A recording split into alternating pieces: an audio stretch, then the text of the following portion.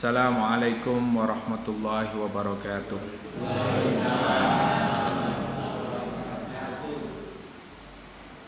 Innal hamdalillah nahmaduhu wa nasta'inuhu wa nastaghfiruh wa na'udzu billahi min shururi anfusina wa min sayyiati a'malina. May yahdihillahu fala mudilla lahu wa may yudlilhu fala hadiya lahu. Asyhadu an la ilaha illallah wahdahu la syarikalah wa asyhadu anna Muhammadan abduhu wa rasuluh. Allahumma shalli wa sallim ala nabiyyina Muhammadin wa ala alihi wa ashabihi wa man tabi'ahum bi ihsanin ila yaumiddin, amma ba'du. Kita sampai pada surat Al-Baqarah ayat 151 152. Alhamdulillah, pada hari ini kita bisa melanjutkan kembali dan semoga kita senantiasa dalam keadaan sehat walafiat, senantiasa tetap sabar dan istiqomah. Mudah-mudahan dengan thalabul ilmi semakin bertambah keimanan dan ketakwaan kita kepada Allah, dan mudah-mudahan Allah mewafatkan kita dalam keadaan husnul khatimah. Amin ya rabbal alamin. Ujian demi ujian diberikan oleh Allah Subhanahu wa taala agar nampak keimanan kita. Jadi kalau orang belum diuji itu ya belum tahu kemampuan atau kekuatannya sejauh mana. Sama ketika kita pada saat berada di sebuah lembaga pendidikan atau kita sekolah, untuk mengetahui sejauh mana kita sudah memahami, menguasai materi itu, maka agar kita bisa naik ke tingkatan berikutnya, kita melalui sebuah ujian. Kalau ujiannya itu bisa kita lalui, maka kita akan lulus. Kalau tidak, bisa jadi lolos. Sampai pada ayat ini Allah Subhanahu wa taala memberitahukan kepada kita, kama arsalna fikum rasulan minkum yatlu alaikum ayatina wa yuzakkikum wa yu'allimukumul kitaba wal hikmah wa yu'allimukum ma lam takunu ta'lamun. Di sini dijelaskan yadhkur ta'ala ibadihil mu'minin ma an'ama bihim 'alaihim min bi'tsatir rasul Muhammadin sallallahu alaihi wasallam ilaihim. Jadi ayat ini menjelaskan betapa nikmatnya atau kenikmatan yang diberikan kepada orang-orang beriman itu. Apa kenikmatan yang disebutkan oleh Allah di sini? Yaitu ma an'ama bihi 'alaihim min bi'tsatir rasul Muhammadin sallallahu alaihi wasallam, yaitu diutusnya Rasulullah sallallahu alaihi wasallam di tengah-tengah mereka. Jadi ketika Rasulullah diutus kepada umat ini adalah sebuah nikmat yang sangat luar biasa. Apa yang dilakukan Rasulullah kepada umatnya? Yatlu alaihim ayatillahi mubayyinatin wa yuzakkihim ay yutahhiruhum min radha'ilil akhlaqi wa danasin nufusi wa af'alil jahiliyah wa yukhrijuhum minadh dhulumati ilan nur wa yu'allimuhumul kitaba wa huwal al-Qur'an. Jadi yang dilakukan oleh Rasulullah Muhammad SAW kepada umatnya adalah membacakan kepada mereka ayat-ayat Allah yang sangat jelas. Jadi kebenaran yang dibawa oleh Rasulullah SAW langsung datangnya dari Allah Subhanahu Wa Taala dan dijelaskan. Wa yuzakkihim, dan Rasulullah SAW memberikan kepada umat ini, yaitu yuzakkihim, membersihkan, min radha'ilil akhlak, dari akhlak yang tercela, akhlak yang buruk. Wadanasin nufus, dan juga hati yang kotor, jiwa yang kotor. Wa af'alil jahiliyah, dan dari perbuatan-perbuatan jahiliyah. Wa yukhrijuhum minadh-dhulumati ilan nur, dan mengeluarkan mereka dari kegelapan menuju cahaya. Wa yu'allimuhumul kitaba wa huwa al-Qur'an, dan mereka diajarkan sebuah kitab, yaitu Al-Qur'an. Wal hikmata wa hiya as-sunnah, dan juga hikmah, yaitu diajarkan oleh Rasulullah sallallahu alaihi wasallam Al-Qur'an dan As-Sunnah. Wa yu'allimuhum ma lam yakunu ya'lamun, dan mereka diajarkan apa yang mereka tidak tahu. Fakanu fil jahiliyatil juhala yasfahuna bil qaulil qurra fantaqalu bi barakatin risalati. Jadi di dalam ayat ini disebutkan bahwa Rasulullah sallallahu alaihi wasallam adalah sebuah nikmat datang di tengah umat ini untuk apa? Membersihkan dari akhlak yang tercela. Makanya di dalam surat yang lain disebutkan innaka la'ala khuluqin adzim, sesungguhnya engkau Muhammad memiliki akhlak yang mulia. Maka akhlaknya Rasulullah ketika ditanyakan kepada Aisyah radhiyallahu anha, apa akhlaknya Rasulullah itu? Kana khuluquhul Qur'an, akhlaknya beliau adalah Al-Qur'an. Makanya ketika ada seorang ulama yang menyerukan bahwa kita hendaknya revolusi akhlak, revolusi akhlak, yaitu merubah akhlak yang ada di tengah-tengah umat ini. Maknanya apa? Revolusi akhlak itu yaitu kembali kepada Al-Qur'an. Karena akhlak yang dibawa oleh Rasulullah SAW itu adalah Al-Qur'an. Oleh karena itu, di antara daripada akhlak Al-Qur'an itu adalah membersihkan jiwa. Qad aflaha man zakkaha wa qad khaba man dassaha. Jadi beruntunglah orang-orang yang senantiasa membersihkan jiwanya. Bapak Ibu yang dimuliakan Allah Subhanahu wa taala, oleh karena itu Allah Subhanahu wa taala mengajarkan kepada kita untuk menjalankan sistem pendidikan yang diajarkan oleh Rasulullah kepada kita, sebagaimana di dalam surat Al-Jum'ah ayat 2. Walladzi ba'atsa fil ummiyina rasulan minhum yatlu 'alaihim ayatihi wa yuzakkihim wa yu'allimuhumul kitaba wal hikmah wa in kanu min qablu lafi dhalalin mubin. Jadi sistem pendidikan yang diajarkan oleh Rasulullah kepada kita itu adalah sebagaimana yang diajarkan oleh Allah di dalam Al-Qur'an surat Al-Jum'ah ayat 2. Yang pertama adalah yatluna 'alaihim. Jadi Rasulullah itu diutus oleh Allah di tengah umat ini untuk apa?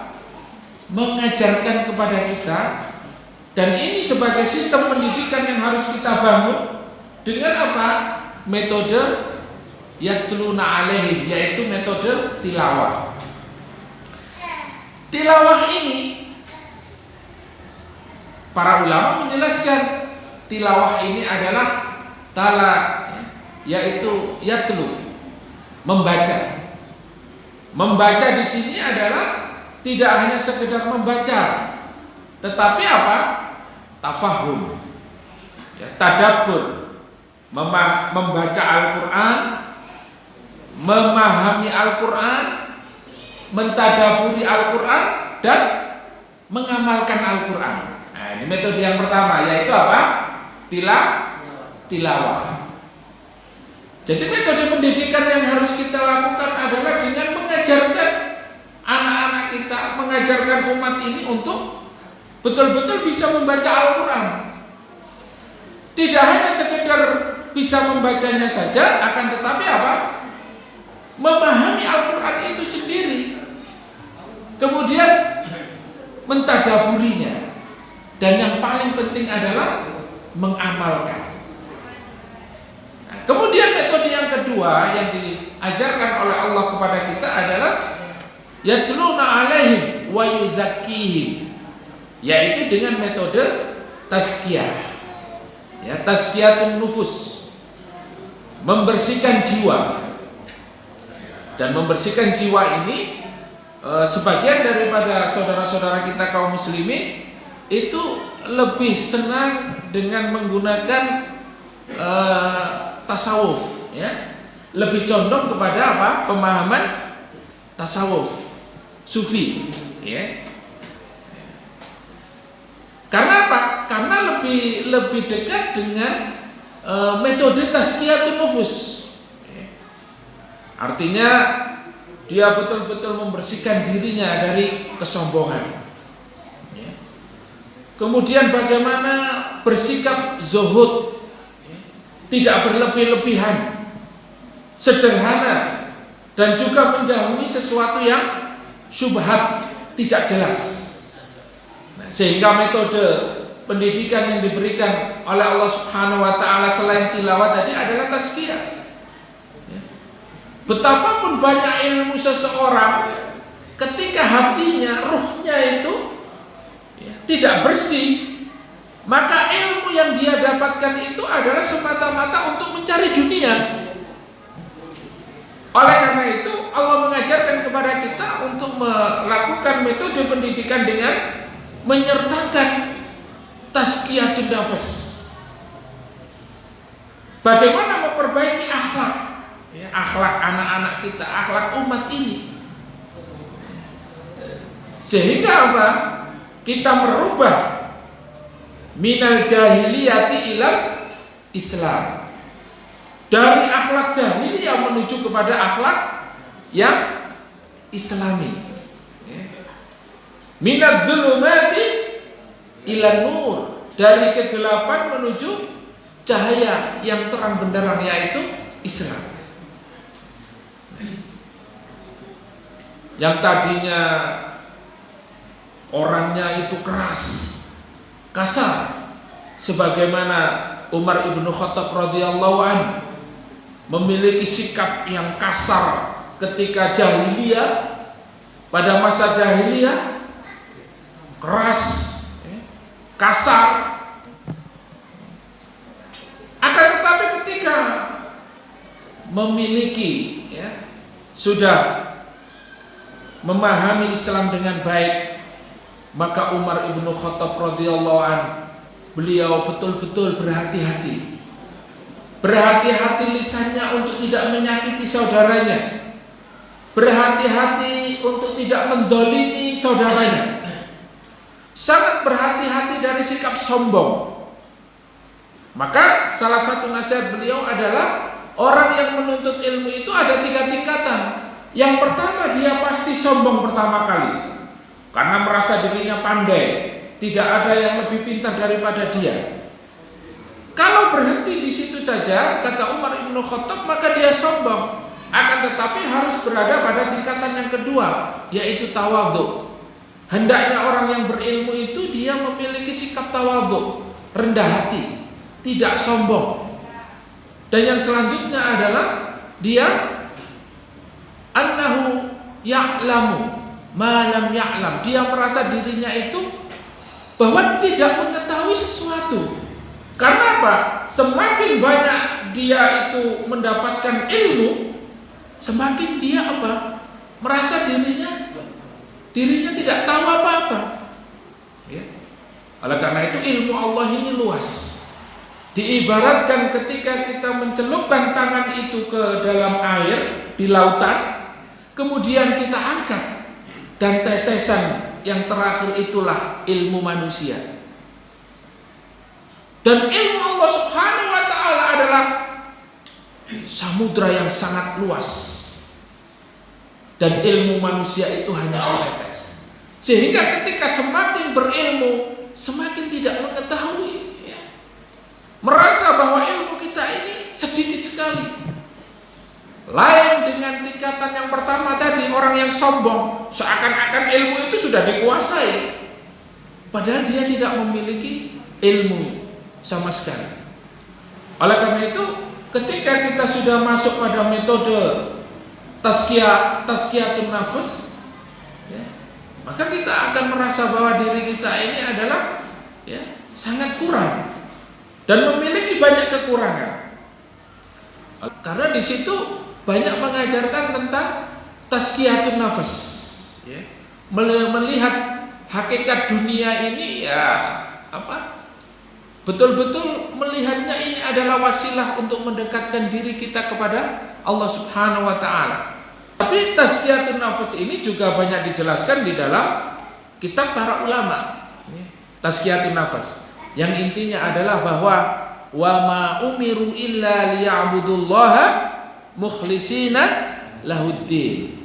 Bahwa Allah memerintahkan kita untuk beribadah kepada Allah betul-betul mukhlisina lahuddin, mengikhlaskan hanya semata-mata karena Allah. Jangan sampai ada di dalam hati kita, di dalam sebuah perbuatan kita ini untuk selain Allah. Maka kalau hari ini kita berangkat taklim, melakukan amalan-amalan itu bukan karena Allah, pasti berat. Pasti berat. Karena apa? Karena kita menghitung. Kita beramal, kita bekerja hanya meraih sebuah keuntungan materi. Hitung-hitungannya materi. Nah, ini persis dengan orang-orang yang memiliki ideologi komunisme, di mana mereka yang dihitung adalah materi. Apalagi sekulerisme yang memisahkan antara urusan agama dan urusan dunia. Ya, melihatnya itu adalah sebuah keuntungan. Akan tetapi ketika kita sudah betul-betul melakukan sebuah amalan itu ikhlas karena Allah Subhanahu wa taala, ya, walaupun berat, maka kita bersabar. Oleh karena itu pembahasan hari ini diantaranya adalah nanti kita akan masuk pada ayat sabar. Dan yang terakhir, metode pendidikan yang ketiga yang diajarkan oleh Allah kepada kita adalah, ya, wa yuzakkihim wa yu'allimuhumul kitaba wal hikmah. Ya. Maka di antara Rasulullah berada di tengah-tengah umat ini adalah yu'allimuhumul kitab. Wa yu'allimuhumul kitaba wa huwa al-Qur'an. Wa yu'allimuhum ma lam yakunu ya'lamun. Dan ini adalah salah satu tugas yang diemban oleh para dai, oleh para ulama, melanjutkan daripada apa? Risalah yang diajarkan oleh Rasulullah Sallallahu Alaihi Wasallam. Oleh karena itu ulama adalah warathatul anbiya. Ulama itu mewarisi para nabi. Dan nabi tidak mewariskan dinaron wala dinaron, tidak mewariskan harta, akan tetapi yuwarithul ilma.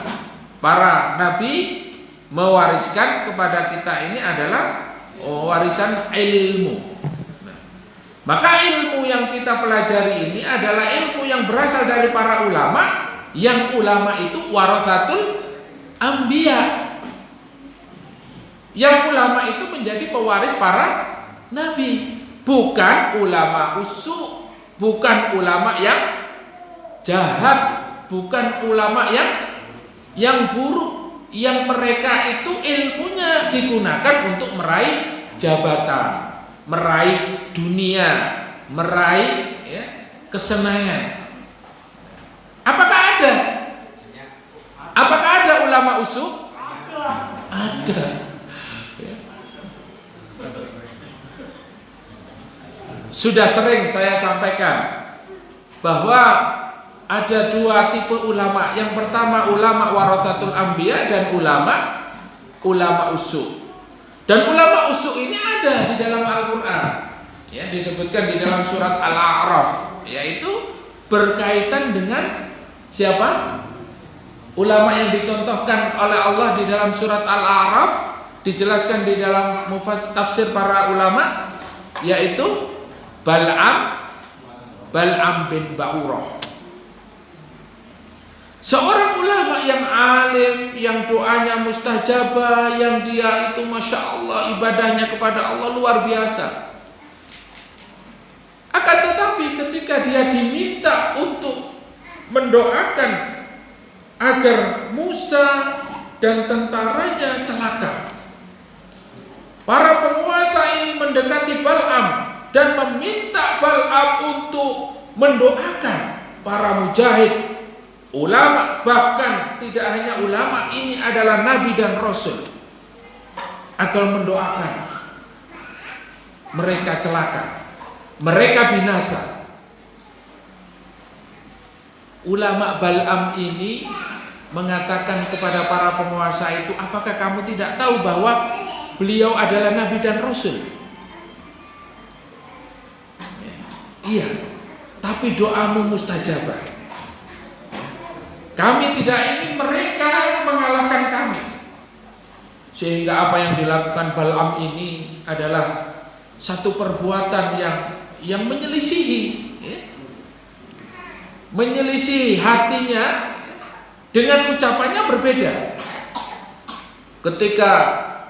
Ketika kita membaca riwayat ini disebutkan Bal'am berdoa, akan tetapi apa? Lidahnya sampai menjulur, ya, menjulurkan lidahnya, dan akhirnya apa? Kata-kata kalimat yang keluar dari mulut Bal'am ini berbalik. Yang tadinya keinginan penguasa ini adalah supaya binasa untuk Musa dan tentaranya dan pengikutnya, akan tetapi yang didoakan Bal'am ini justru apa? Sebaliknya, yaitu apa? Agar penguasa dan pengikutnya binasa. Sampai mereka berteriak, ya Bal'am, apa yang kamu lakukan? Mala taf'al? Ya, saya sudah berusaha, tapi lidah saya tidak bisa mengucapkan itu. Ya, Masya Allah. Nah, maka inilah ulama yang disebutkan di dalam Al-Quran, ya, mathaluhum kamathalil kalb. Allah Subhanahu wa ta'ala mengumpamakan ulama ini, ulama yang hanya menginginkan dunia, disebutkan oleh Allah, mereka diumpamakan oleh Allah seperti apa? Al-kalbun. Ma makna kalbun? Kalbun, anjing, ya, nopo? Segawon, nggih. Segawon, nggih. Nggih, segawon, nggih. Jadi di dalam surat Al-A'raf disebutkan 175 kalau tidak salah, 175-76, bahwa Allah Subhanahu wa ta'ala mengatakan mereka diumpamakan seperti anjing. Kalau dikasih, ya, melet-melet lidahnya, ya, menjulurkan lidahnya. Enggak dikasih, ya tetap aja, ya, menjilat-jilat gitu, ya, menjilat-jilat begitu. Naudzubillah tsumma naudzubillah min dzalik. Lalu memberikan perumpamaan ini kepada orang yang berilmu, ya, coba. Orang yang berilmu.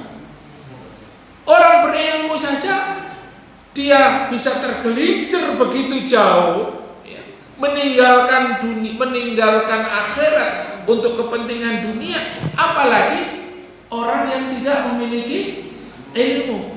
Oleh karena itu Rasulullah datang di muka bumi ini diutus oleh Allah untuk mengajarkan kitab, mengajarkan Al-Quran. Maka di dalam hadis Al-Arba'in disebutkan ad-dinun nasihah. Agama itu adalah nasihat. Maka kalau kita ingin mengetahui agama ini, ingin memahami agama ini, hendaknya kita menerima nasihat yang datang kepada kita, ya. Sehingga nasihat-nasihat itu kita dapatkan dari siapa? Dari guru-guru kita, dari para ulama kita, dan dari majelis-majelis ilmu, dari tempat-tempat di mana kita mengaji, yaitu di taman-taman surga Allah Subhanahu wa taala di dunia. Ya. Kalau tidak di taman-taman surga, di medan-medan jihad, kata Umar bin Khattab, di medan-medan jihad, di medan-medan perjuangan. Ya. Kalau tidak ada, ya, maka ilmu itu akan sulit kita dapatkan. Apalagi kita di warung kopi, kira-kira oleh ilmu apa nang warung kopi? Ngecip. Ya. Apalagi di Taman Bungkul misalnya. Ya. Kira-kira dapat ilmu apa? Hari ini orang itu lebih senang ketika mendatangi sebuah majelis yang memberikan keuntungan besar. Misalnya hari ini yang lagi tren adalah seminar belajar dalam 1 minggu mendapatkan penghasilan 1 miliar. Cara bagaimana menghasilkan, ya, dalam 1 minggu 1 M. Berarti 2 minggu 2 M, 3 minggu 3 M, 4 minggu dapat ember, ya. Ini lebih senang, semarak datang. Meskipun dia membayar untuk uang DP-nya saja 5 juta. DP Pak 5 juta. Belum hari haid. Itu didatangi. Tapi majelis ilmu gratis, dapat bakso, dapat sate, dapat rawon, oleh kopi, oleh jahe, oleh susu, ya, tahu campur, sebut no kabeh Pak. Males,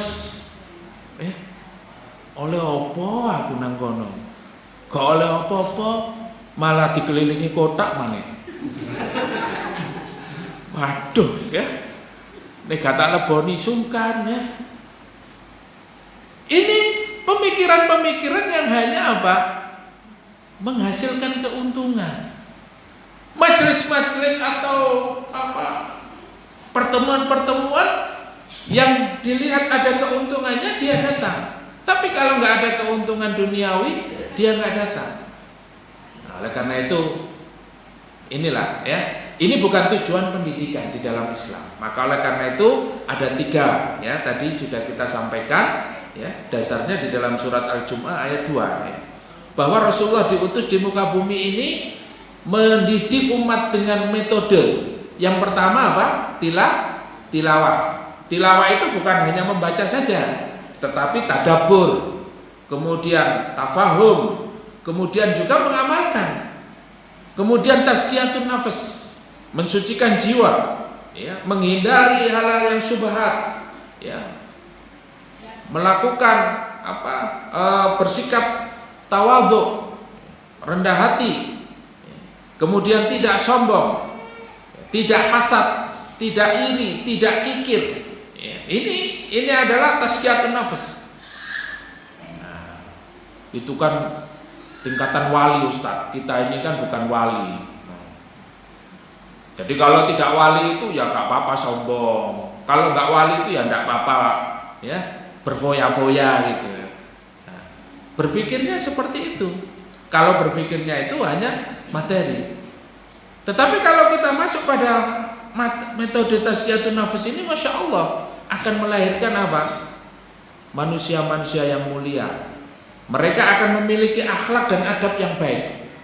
Dan yang terakhir metodenya adalah taklim. Nah, oleh karena itu hari ini kita taklim. Ini adalah salah satu metode yang diajarkan oleh Allah Subhanahu wa taala kepada Rasulullah Shallallahu alaihi wasallam.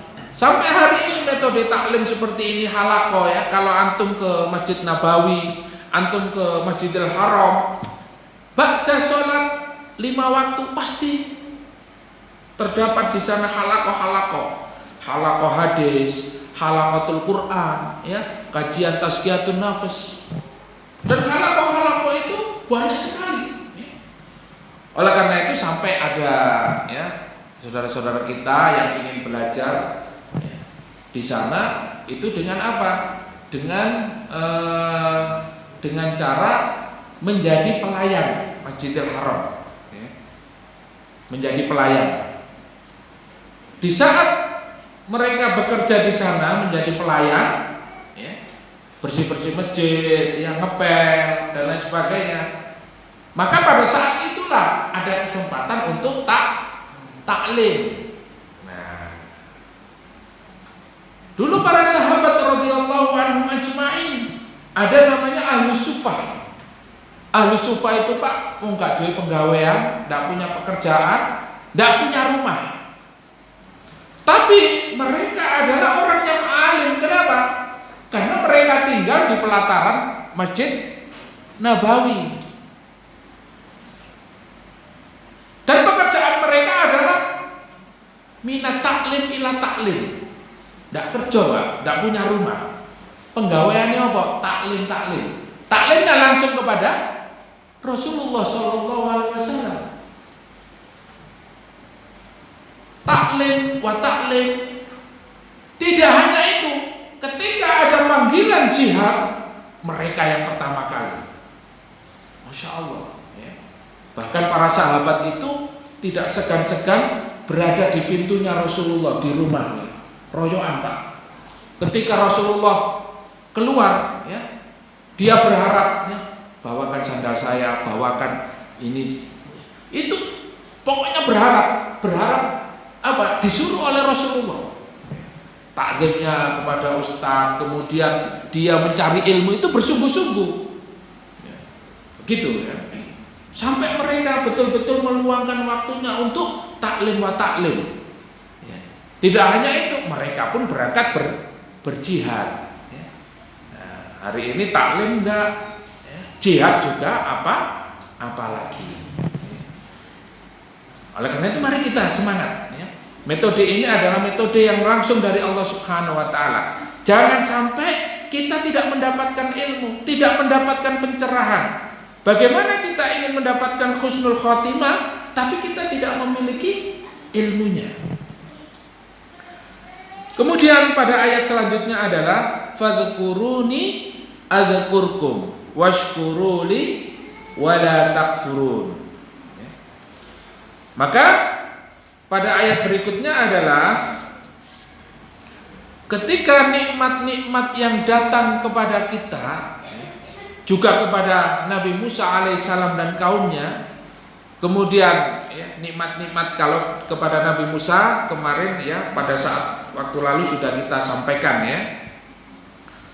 Kemudian nikmat-nikmat yang juga kita hari ini dapatkan, turunnya atau diutusnya Rasulullah Shallallahu Alaihi Wasallam, kemudian Al-Quran yang ada di tengah, yang ada hari ini bersama kita, kemudian banyaknya para sahabat, kemudian banyaknya teman-teman kita yang senantiasa melazimi taklim, tazkiyatun nafs, sehingga apa? Mereka beristighfar. Dan dengan istighfarnya mereka inilah wa ma kana Allahu mu'adzibahum wa anta fihim wa ma kana Allahu mu'adzibahum wa hum yastaghfirun. Ada dua hal penyebab kita diberikan nikmat oleh Allah. Yang pertama adalah dengan adanya Rasulullah, dengan datangnya Rasulullah. Kemudian yang kedua adalah karena banyaknya manusia, teman-teman, ya, sahabat kita, para alim yang beristighfar kepada Allah, maka Allah Subhanahu Wa Taala menahan azab, menahan untuk menurunkan azabnya. Jadi selama banyak orang yang beristighfar, banyak orang yang melakukan amal soleh, maka Allah Subhanahu Wa Taala menahan azabnya. Sebaliknya kalau Allah Subhanahu Wa Taala melaknat kaum, mengazab kaum, karena apa? Mereka sudah tidak lagi mencegah kemungkaran di tengah-tengah mereka. Maka dengan nikmat-nikmat yang kita dapatkan hari ini, fadhkuruni adzkurkum washkuruli wala takfurun, maka hendaknya kalian mengingat aku. Adzkurkum, ketika kalian mengingatku, maka aku akan mengingat kalian. Washkuruli wala takfurun, dan bersyukurlah kepadaku dan jangan engkau kufur terhadap nikmat-nikmat Allah Subhanahu wa taala. Maka di dalam ayat ini disebutkan wa qala Mujahid fi qaulihi kama arsalna fikum rasulam minkum kama fa'alta fadhkuruni. Kemudian di dalam penjelasan ayat ini, apa yang dimaksud fadhkuruni adzkurkum, yaitu ayyuta'a fala ya'si, yaitu supaya kita mentaati Allah Subhanahu wa taala dan tidak bermaksiat. Jadi maknanya syukur itu kita bersyukur, kita mengingat Allah, ya. Kita mengingat Allah dan Allah mengingat kita adalah pada saat apa? Kita mentaati Allah Subhanahu wa taala, mentaati syariat Allah Subhanahu wa taala, menjalankan perintah-perintah Allah Subhanahu wa taala, maka Allah akan mengingat kita. Ya. Mengingat itu apa? Adalah kita diberikan oleh Allah Subhanahu wa taala segala macam kebutuhan yang kita perlukan. Ya. Kalau sudah Allah Subhanahu wa taala yang menjamin, tidak ada lagi yang bisa menghalang-halanginya. Sebaliknya Bapak Ibu yang dimuliakan oleh Allah, kalau kita sedikit mengingat Allah, ya bagaimana? Allah memberikan keperluan-keperluan kita, sementara kita tidak minta. Jangankan minta, ya, kita ini jauh dari Allah. Ya. Wong jenengan mawon misalnya gak direken, mangkel napa mboten? Gak dieling-eling, kok gak eling aku yo, ya. Ngelingi sampean, apa sing dielingi ya? Gak disebut namanya saja kadang medongkol. Kabeh disebut jenenge aku gak disebut dhewe. Ya. Apa maneh dilalekno? Sampean iki sapa? Ya Allah, bendino ketemu lo gak eling. Nemen arek iki. Nah, kan gitu ya. Setiap hari ketemu tapi ndak tahu jenenge sapa, arek endi, penggaweane apa, wis duwe apa, wis duwe bojo apa durung. Malah dilupakan, gak eling aku. Sorry gak eling. Hal yang seperti itu saja antar manusia, ya, itu akan menyebabkan kita apa? Kita ya ndak suka gitu loh. Setiap hari ketemu masa saya dilupakan. Apalagi Allah Subhanahu wa taala, ketika kita ini melupakan Allah, kemudian kita tidak minta kepada Allah, terus kepingin soge, kepingin pinter, malah kita berharap kepada manusia, kepada makhluk. Oleh karena itu Allah memerintahkan kepada kita fadhkuruni adzkurkum, yaitu maknanya adalah di dalam tafsir disebutkan hendaknya kalian taat kepadaku dan jangan bermaksiat. Dan jangan bermaksiat. Wa yadhkuru fala yansa wa yashkur fala takfur. Fala yansa. Maka Allah Subhanahu wa taala tidak akan pernah melupakan kamu kalau kita ingat sama Allah, ya. Maka di dalam hadits qudsi itu disebutkan, jika kamu mendekat kepadaku sejengkal, aku akan mendekat kamu sehasta, ya. Jika ya sejengkal terus sikut terus selengan gini, apa namanya ya? Nah, itu dalam bahasa Arab, ya. Zira'an, ya, kemudian ba'an. Jadi kalau mendekatnya itu sekilan gini, Allah mendekatnya ya, sehasta. Kalau kita mendekatnya kepada Allah segini, Allah mendekatnya lebih jauh lagi. Maka ketika kita kita bersyukur, ketika kita mengingat Allah, Allah tidak akan pernah melupakanmu. Tapi sebaliknya Bapak Ibu yang dimuliakan Allah, ketika kita kufur kepada Allah, nikmat-nikmat Allah yang sudah kita dapatkan hari ini, nikmat sehat, nikmat bersama keluarga, nikmat-nikmat kita bisa makan, bisa minum, bisa berjalan, ya, nikmat bisa menghirup oksigen dan lain sebagainya, ya. Kemudian kita kufur kepada Allah, tidak melaksanakan perintahnya, sholat 5 waktu bolong-bolong, ya, 5 waktu yang sholat cuma sakobre, waktu duhur aja, asar, maghrib, isya, subuh pray, ya. Besok kobre pas maghrib, ya. Isya, subuh, duhur, asar pray, ya. Jadi usah jadwal, ya. Padahal apa? Kewajibannya berapa? 5 waktu. Lah kok milih cuma sak waktu, ya. Jadi kalau kita mendekat kepada Allah, Allah akan mendekat kepada kita. Allah akan memperhatikan kita. Allah akan memenuhi kebutuhan kita, dan Allah tidak melupakan kita. Tapi kalau kita menjauh dari Allah Subhanahu wa taala, kemudian kita kufur kepada Allah Subhanahu wa taala, ya. La in syakartum la azidannakum wa la in kafartum inna adzabi lasyadid. Jelas disebutkan Allah, kalau kamu bersyukur atas nikmat-nikmat yang aku berikan kepada kalian, sungguh la azidannakum, sungguh pasti aku akan menambah kenikmatan itu.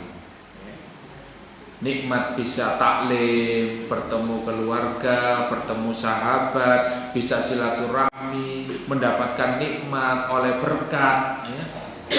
Terus banyak nikmat-nikmat itu.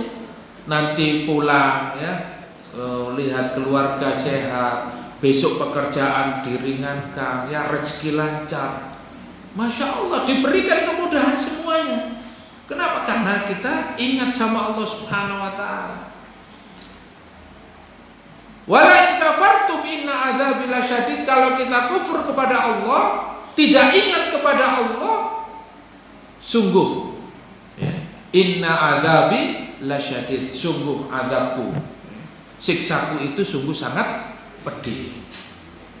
Pak, kita ini nek wis kena kolesterol, tensi naik, ya, terus kena stroke, wis ngene Pak, gak bisa apa-apa, ya. Udah, ya, wis gak tahu syukur, gak tahu moro-moro kena stroke, ya. Itu baru stroke, Pak. Baru stroke. Belum nanti kalau sudah stroke terus pendarahan ke otak, ya. Naudzubillah tsumma naudzubillah min dzalik. Asam urate kumat pisan, ya. Waduh, ya. Ginjal, cuci darah, ya. Banyak nikmat-nikmat yang kadang-kala ketika sehat itu kita tidak memperhatikannya, ya. Pas sehat kita ini tidak sholatnya bolong-bolong, males-malesan. Juga sedekahnya, ya, sedekahnya lali-lalian, ya, pura-pura lali, ya. Amal-amal soleh yang lainnya tidak diperhatikan. Begitu sakit, ya, sudah kita tidak bisa melakukan apa-apa. Oleh karena itu kita harus menggunakan sehat kita sebelum sakit, menggunakan masa muda kita sebelum masa tua, menggunakan hidup kita sebelum kita mati. Nah, ini betul-betul kita gunakan. Oleh karena itu Allah mengingatkan kepada kita, fadhkuruni adzkurkum washkuruli wala takfurun. Kemudian ayat selanjutnya, ya ayyuhalladzina amanu ista'inu bis-sabri was-shalah innallaha ma'as sabirin. Hai orang-orang yang beriman, hendaknya ista'inu, ya, ista'inu yaitu mintalah pertolongan itu hanya kepada Allah. Dengan apa? Allah memberitahu kepada kita cara minta tolong kita kepada Allah itu bisabri wassalah, yaitu dengan bersabar dan sholat. Sabar itu ada 3. Ya. Para ulama di sini menyebutkan bahwa sabar itu adalah as-sabru, ya. Disebutkan wa fil hadis anna Rasulullah sallallahu alaihi wasallam karena idza hisbahu amrus shalah, kalau Rasulullah itu ada masalah, ada ya, kejadian-kejadian apapun, Rasulullah memperbanyak sholat. Ya. Wasabru sabrani, dan sabar itu ada 2. Di sini disebutkan fasabrun ala tarkil maharim wal athim. Yang pertama adalah bersabar untuk meninggalkan yang diharamkan oleh Allah dan meninggalkan dosa. Yang pertama. Oke. Jadi sabar ini sungguh berat. Ketika kita itu meninggalkan kemaksiatan, meninggalkan dosa, ya, ini harus betul-betul kuat, Pak. Meskipun apa? Meskipun bertentangan dengan hawa nafsu kita. Ya. Misalnya biasanya utang bank gitu. Utang bank kan enak ya. Meskipun nanti ujung-ujungnya apa? Ujung-ujungnya ya nggak enak. Ya. Karena apa? Karena riba, ya, ada bunganya. Ya. Utang 1 juta jadinya 10 juta, ya. Wah, kemen, ya. Dapat utangan itu enak. Makanya kalau ada kasus utangan, ya, pinjol itu pinjaman online itu pinjam 10 juta jadinya 1 M. Ya. Akhirnya kan di penjara, nggak bisa bayar. Kan ngeri ini. Maka kita harus bersabar, Pak. Masih kondisi ekonomi seperti ini, Pak. Kesulitan kita untuk mendapatkan, ya, perekonomian hari ini. Tapi kita bersabar untuk apa? Menjauhi hal-hal yang diharamkan oleh Allah. Ya. Masih ini tapi yo ojo maling, ya. Wis kesuwen ngene iki, main narkoba wae enak. Ya, sakon iku lho, hargae 100, ya. Ada 1 juta, enak, cepet dapat uangnya. Ngene iki kesuwen, ya, kerja apa? Gak ono kerjaan. Sepi kabeh. Putus asa. Ndak sabar. Akhirnya ya wis lah, tak terima tawaranmu. Ya, ngedarno ganja. Ya, narkoba, sabu, ya. Pil koplo. Hasilnya banyak, tapi apa? Akibatnya, Pak, ya, kita berada pada kemaksiatan. Dan ini akan menjadikan diri kita tidak tenang. Yang pertama, tidak tenang, Pak, maksiat itu. Yang kedua, Allah Subhanahu wa ta'ala akan melaknat, mengadab kita. Kita mungkin tidak merasakan adab itu, tapi sebetulnya kita itu sudah diadab oleh Allah. Pertama kali kita melakukan hal itu pasti kita tidak tenang. Ya Allah, itu dosa iki rek. Mesti kita tahu itu adalah sebuah amal kemaksiatan. Tapi karena apa? Hawa nafsu kita lebih besar, kita tidak sabar, akhirnya kita terjerumus. Jadi sekarang kemaksiatan itu tidak perlu kita jauh-jauh ke Jakarta, ke Malaysia, ya. Cukup, ya. HP di depan kita sudah tinggal apa yang kita inginkan, kan gitu ya. Mau pinjam 1 M bisa, ya. Mau berzina bisa, mau, ya. Nah, maka bersabar yang pertama adalah meninggalkan yang haram dan melakukan dosa. Wasabrun ala fi'lu ta'ati wal qurubat. Yang kedua adalah sabar untuk menjalankan ketaatan-ketaatan kepada Allah dan mendekatkan diri kepada Allah Subhanahu wa ta'ala. Ya. Kita sholat, Pak, itu harus perlu kesabaran tingkat tinggi. Kalau jenengan tidak sabar, ya pasti mudah untuk meninggalkan sholat. Berat, Pak. Ya. taklim, thalabul ilmi ini adalah perkara yang tidak mudah. Karena hari ini orang untuk tergerak hatinya thalabul ilmi, belajar ilmu agama ini kalau tidak atas hidayah Allah tidak bisa, Pak. Berat, Pak. Apalagi hujan-hujan begini ya. Kondisi di rumah masih banyak pekerjaan. Apalagi kalau dalam satu pekan itu pekerjaannya full, tidak ada waktu untuk taklim, berat. Bersedekah itu juga perlu kesabaran. Bagaimana kita mensedekahkan harta kita? Punya uang 100.000, kemudian kita sedekahkan saja 5.000 atau 10.000. Itu pun kalau tidak dengan kesabaran kita tidak. Waduh, itu sentek itu kayak kuota, kayak tuku tahu campur, kayak soto sentek 1.000, ya. Terus engkau paling nang dikrulo ya wis amsyong. Ya wis lewati Pak. Ya.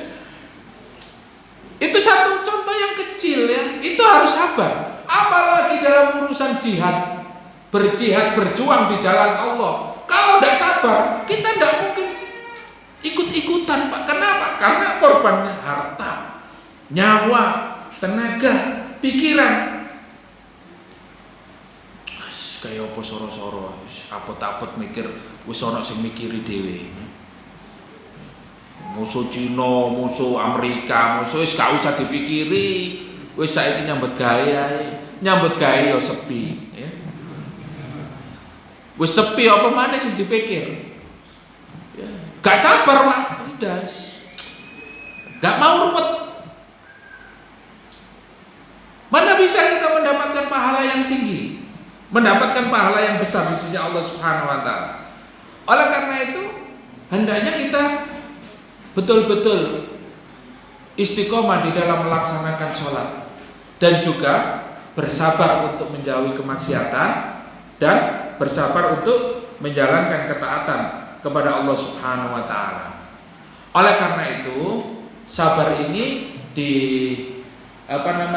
dimasukkan pada amalan yang orang itu tidak dihisab di hari kiamat. Di dalam hadis diceritakan bahwa ada orang-orang yang dimasukkan oleh Allah Subhanahu wa taala di dalam surga bighairi hisab. Innama yuwaffas sabiruna ajrahum bighairi hisab. Di dalam surat Az-Zumar disebutkan orang yang diberi balasan dan ganjaran pahala dari Allah langsung tanpa dihisab adalah orang yang sabar. Ya, karena sabar ini berat, Pak. Dan yang kedua adalah shaum. Kullu amalin ibni Adam lahu. Semua amalan anak Adam itu punya mereka. Illa siyam wa ana ajizibi. Kecuali puasa. Dan aku yang akan memberikan pahala langsung bagi orang yang puasa. Jadi paling istimewa. Ya, sebentar lagi insya Allah kita berada pada bulan Ramadan. Mudah-mudahan Allah memberikan kekuatan, kesabaran, kesehatan kepada kita untuk masuk di bulan Ramadan. Sekarang masuk bulan Rajab, kemudian Sya'ban, tinggal 2 bulan. Tidak terasa kita, ya. Kemarin Ramadan, sekarang Ramadan. Mudah-mudahan Omikronnya pergi, ya. Karena kalau Omikronnya datang, ya. Ini Amerika hari ini sudah melarang warga negaranya untuk masuk Indonesia. Karena apa? Peringatan level 4 hari ini, ya, bulan Rajab. Ya. Tidak tahu besok kalau sudah masuk Sya'ban, ya, mungkin seluruh negara melarang warga negaranya masuk ke Indonesia, ya, karena ya bisa jadi itu, ya, apalagi sekarang ini Rusia, ya, akan melakukan perang besar dengan Ukraina, ya. Ya, ini menurut prediksi, ya, pengamat, ya, ahli perang, ya, kalau itu terjadi itu akan masuk pada fase perang dunia ketiga. Ya.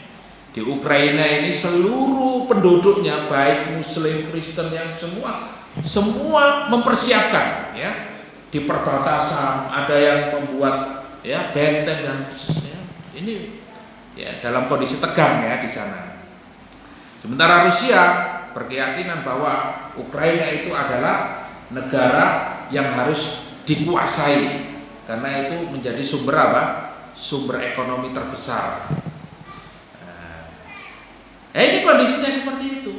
Maka ya hari ini Bapak Ibu yang dimuliakan oleh Allah Subhanahu wa taala, kita bersabar dengan apa yang sudah kita pahami hari ini. Bagaimanapun ya kita harus bersabar untuk terus memperjuangkan agama Allah Subhanahu wa taala. Oleh karena itu ayat selanjutnya ya, yang terakhir karena waktu sudah ya mepet. Sudah 1 jam ya. Wala taqulu liman yuqtalu fi sabilillahi amwat bal ahya'un walakin la tash'urun. Masya Allah ya. Ayat sabar ini kemudian setelah itu Allah Subhanahu wa taala menjelaskan wala taqulu, dan jangan engkau berkata. Artinya ojo sampai ya. Jangan kamu mengira ya, gitu ya bahasa mudahnya. Lima yuqtalu fi sabilillahi amwat. Orang yang mati berjuang di jalan Allah Subhanahu wa taala, orang yang berperang di jalan Allah itu mati. Artinya mati ya. Bal ahya. Coba. Jangan mengira orang yang berperang di jalan Allah itu mati. Tuh, padahal perang itu kan antara hidup dan mati ya. Tapi kata Allah, jangan kamu katakan orang yang perang ya di jalan Allah itu mati. Bal ahya. Akan tetapi apa? Mereka itu hidup. Wah ini enggak ya. Kalau menurut logika gimana ini? Apalagi orang komunis yang tidak percaya surga dan neraka, tidak percaya, apalagi orang yang mati syahid ya. Ternyata orang yang mati syahid itu adalah mereka tidak mati, akan tetapi mereka hidup. Walakin la tash'urun, akan tetapi kamu tidak merasakan. Pertanyaannya Bapak Ibu, percaya apa tidak ayat ini? Jenengan percaya napa mboten? Tiang sing mati syahid niku urip, mboten mati. Percaya napa mboten? Pripun percaya ini ya? Ini kalau kita tidak memiliki keimanan, Pak, pasti tidak percaya. Ya apa urip ini ya? Maka di sini di dalam ayat ini disebutkan yukhbiru ta'ala anna syuhada fi barzahihim ahya'un yarzuquna kama jaa fi sahih Muslim anna arwahus syuhada'i fi hawasil tuyur khadrun tasrahu fil jannah haitsu sya'at. Masya Allah ya, merinding Pak ya baca ayat ini dan tafsirnya. Allah Subhanahu wa taala mengabarkan kepada kita bahwa para syuhada itu mereka hidup fi barzahihim, fi barzahihim, yaitu apa? Di alam barzah hidup. Loh, gimana? Yarzuquna kama jaa fi sahih, mereka itu diberikan rizki sebagaimana yang ada di dalam hadis sahih Muslim. Anna arwah syuhada, bahwa ruhnya para syuhada itu dibawa oleh burung hijau. Khadrun tasrahu fil jannah, dibawa kemana Pak? Keliling-keliling ke surga. Masya Allah ya. Ini yang dinamakan masih hidup. Bagaimana selain para syuhada ya? Jadi kalau orang yang matinya biasa, bukan mati di medan perang, bukan mati ya dalam keadaan syahid, ya menunggu apa? Pertanyaan dari mungkar nakir ya. Dan dia menunggu dibangkitkan pada sampai hari kiamat. Kalau dia amalannya buruk, amalannya akan datang menyerupai makhluk yang paling jelek. Tapi kalau dia amalannya bagus, maka akan datang ya, dia menyerupai makhluk, menyerupai orang yang sangat cantik, orang yang sangat tampan dan menyenangkan. Jadi bedanya orang yang tidak mati syahid dan orang yang mati syahid itu, orang yang mati syahid ruhnya ini dia sudah keliling Pak ke surga. Haitsu saat, ya terserah dia mau ke sana, mau ke sini ya. Melihat-lihat bidadari ya monggo ya. Haitsu saat, tsumma ta'wi ila qanadilin mu'allaqatun tahtal arsy. Jadi dia itu berada ya, digantung ya. Ruh-ruhnya itu menempel ya. Tahtal arsy. Arsy itu apa Pak? Singgasananya Allah Subhanahu wa taala. Fattala alaihim rabbuka ittala'a faqala. Sampai Allah itu kalau bahasa kita nginguk gini Pak. Diinguk gini. Para orang yang sudah mati syahid itu dilihat. Mata bahun. Apa yang kamu harapkan lagi? Ya. Faqalu ya Rabbana wa ayyu syai'in nabghi wa qad a'tayna ma lam tu'ti ahadan min khalqika. Ya Allah, apalagi yang aku inginkan? Sedangkan ini itu yang sudah kamu berikan semuanya dan tidak ada yang kamu berikan selain kami. Ya. Tsumma 'ada 'alaihim bimithli hadza. Terus Allah itu tanya, kamu mau apa?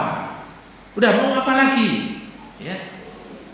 Falamma ra'au annahum la yatrukuna min ayyas'alu, dan mereka ya, Allah tidak meninggalkan mereka sampai terus ditanya itu. Karena mereka ditanya terus, akhirnya qalu, mereka berkata, nuridu an turaddana ila darid dunya fanuqatil fi sabilika hatta naqtul fika marratan ukhra. Masya Allah ya. Saking bingungnya ya, wis pokoknya wis sudah paling enak, tapi masih ditanya. Ya sudah, kami ingin ya Allah supaya kamu kembalikan kami lagi ke dunia dan kami berperang di jalanmu ya Allah dan kami mati lagi. Jadi pengennya apa? Pengen dikembalikan ke dunia lagi. Di dunia itu mereka berperang lagi dan pengen mati lagi. Terus ingin begitu terus ya, karena saking nikmatnya. Sudah tahu kenikmatannya yang ada ketika dia mati syahid ya. Lama yarawna min thawabis syahadah, karena apa? Mereka itu betul-betul melihat bagaimana keutamaan pahala mati syahid. Masya Allah. Fayaqulu Rabbu jalla jalaluhu inni katabtu annahum ilayya la yarji'un. Aku telah menetapkan bahwa kamu tidak bisa kembali lagi ke dunia. Kamu tidak bisa hidup lagi. Masya Allah, inilah ya kehidupan orang yang mati syahid. Mudah-mudahan Allah Subhanahu wa taala memberikan kesabaran kepada kita, istiqomah di jalan Allah, istiqomah untuk memperjuangkan Islam, dan mudah-mudahan kita dimasukkan ke dalam golongan orang yang mati syahid dan husnul khatimah. Amin amin ya rabbal alamin. Mungkin itu yang bisa saya sampaikan pada malam hari ini. Sebetulnya ada 2 ayat lagi, tapi karena waktu yang sudah mendekati 9:30 ya, ini insya Allah bisa memberikan kita inspirasi ya untuk tetap berada di jalan Allah Subhanahu wa taala. Barakallahu fikum. Semoga bermanfaat, dan akhirnya kita tutup dengan doa kafaratul majlis. Bismillahirrahmanirrahim. Subhanakallahumma wa bihamdika asyhadu an la ilaha illa anta astaghfiruka wa atubu ilaik. Alhamdulillahirabbil alamin. Aqulu qouli hadza wa astaghfirullah li wa lakum. Tsumma assalamu alaikum warahmatullahi wabarakatuh.